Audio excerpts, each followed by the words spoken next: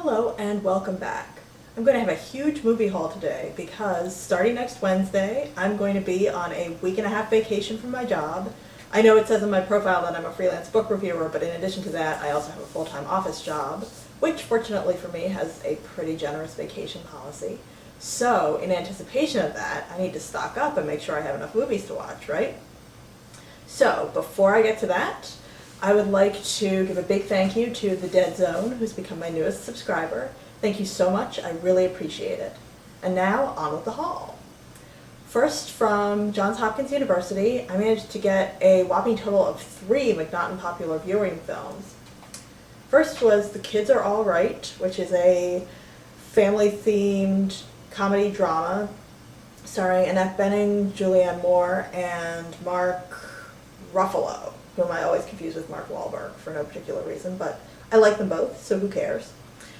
This has been really hyped, so I'm a little nervous about it. In addition to the fact that it's directed by Lisa Chodolenko, who also directed Laurel Canyon and High Art, both of which I thought sounded really good and then found myself kind of disappointed by. But it's worth a try. Then I got Scott Pilgrim vs. the World, which is another one of these really popular films that I'm a little bit, I don't know, it could go either way. It could be really charming and cute and smart, or it could just be goofy and not my kind of thing at all. But tipping the balance in its favor was that it has Kieran Culkin in it in one role, and I'm a big fan of his. And last from McNaughton, I got The Twilight Saga: Eclipse. Now, I've been having kind of an up and down thing with this series because I thought the first film was really charming and rather sweet in its way. The second film, which I believe was New Moon, it's Twilight, New Moon, Eclipse, which is the one I'm holding now.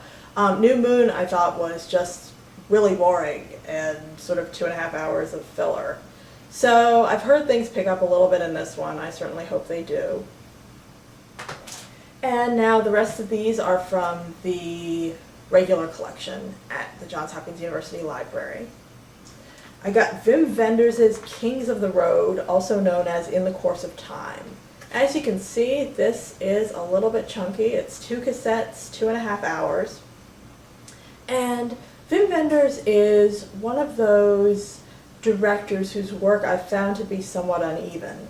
He's done some that I thought were great, and some that I thought were just, please stop this movie, and then, of course, some in the middle.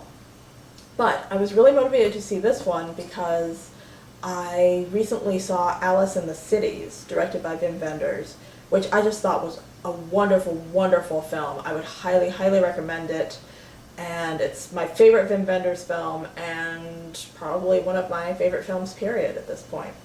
But that was part of a trilogy. I thought this was the second one in the trilogy, but it turns out it's the third. I was confused about which films were in the trilogy. But I'm looking forward to seeing it. This is about 2 men who wind up going on a road trip and pondering the meaning of what it is to live in, quote, today's Germany, which I believe was the late 80s or perhaps the 70s when this was made. And I got D.W. Griffith's silent classic melodrama, Way Down East. Can't really see this one, I'm afraid, but this is Cría, aka Cría Cuervos, by the famous Spanish director Carlos Saura. And this is one of these unfortunate library supplied covers, but this is The Woman of Rome, starring Gina Lollobrigida, based on a novel by Alberto Moravia. And then I got the Cecil B. DeMille collection, which is actually 5 discs, but they have it in 3 containers. And this has The Sign of the Cross, which I've seen and probably won't wind up watching again, Cleopatra, The Crusades, Union Pacific, and Four Frightened People. And Cecil B. DeMille is always good for a good time. He does these crazy epic dramas.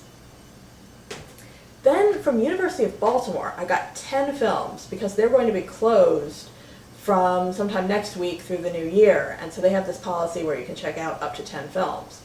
So I have to take advantage of that. First I got Memories of Murder, which is an acclaimed Korean police drama.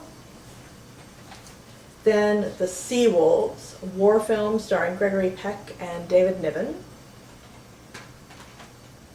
In Old Chicago, classic film with Tyrone Power and Alice Faye, which I believe is about Mrs. O'Leary's cow and the Great Fire of Chicago.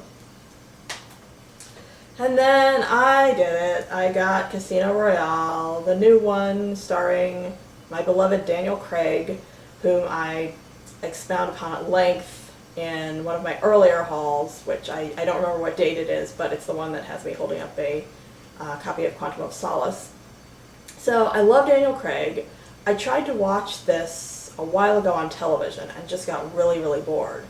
But I figure if I borrow it on DVD, I can just fast forward if I get bored, or of course just quit again, but you know, I hate to quit on Daniel Craig.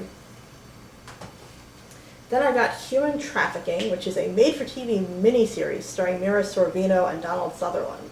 Does anybody else remember when Mira Sorvino was sort of the queen of the art house circuit, and now she's doing these made-for-TV things, which, you know, more power to her. It looks sort of entertaining, although it's definitely going to have some competition, in my opinion, with the film Trade starring Kevin Kline, which took on the same topic, and which I found shamelessly manipulative, but also pretty involving. So we'll see what this brings. Then I got Then She Found Me. I just love Bette Midler, so had to give this a try. Dazed and Confused, directed by Richard Linklater. I am a pretty big Linklater fan. I tried to watch this a while ago and just couldn't really get into it, but I figured I might as well give it another shot. I got Raising Arizona, directed by the Coen brothers, and one of their early efforts. I think the one that really put them more on the popular map. It looks like it might be a little quirky for my taste, but I have some friends who have pretty interesting taste in films who really like this, and I do like the Coen brothers. Then The Inheritance, based on the classic novel by Louisa May Alcott. And Bonneville, a female buddy movie, road trip movie, starring Jessica Lange, Kathy Bates, and Joan Allen, I think. Yes. Then from Stevenson University, I got the second season of the TV show Queer as Folk. Now, I saw the first season probably a few years ago, and I rented it from Blockbuster. And by the end of the first season, I was growing a little tired, just because I felt like the characters were making these stupid decisions and bad decisions that were really, they weren't interesting stupid or bad decisions, nor were they realistic stupid or bad decisions. But I figured it's been a few years, I'll give this a try and see if I want to continue with the series. And then from the Sights and Sounds department of the Enoch Pratt Free Library, I got The Baker's Wife, directed by Marcel Pagnol. Now, when I was younger, my mother was a huge Marcel Pagnol fan. She always used to talk about how much she liked his films. And I, thinking that I was just so smart and so cool and knew everything, thought that they were just like these corny little pastoral films and who wants to see them. And then I actually started watching them a couple years ago, or maybe not even a couple years ago, maybe, I don't know, a year ago. And I discovered they're not sappy, they're not corny, they are quite funny and charming, but definitely have a bit of an edge to them. So don't be like I was. Don't think you're too cool for Marcel Pagnol. He's really great. And then I got Quilombo, directed by Carlos Dieguez, who did another great film I really loved called Chica, which is spelled X-I-C-A. And this looks like it follows in sort of the same vein, mixing legend and history and Brazilian culture.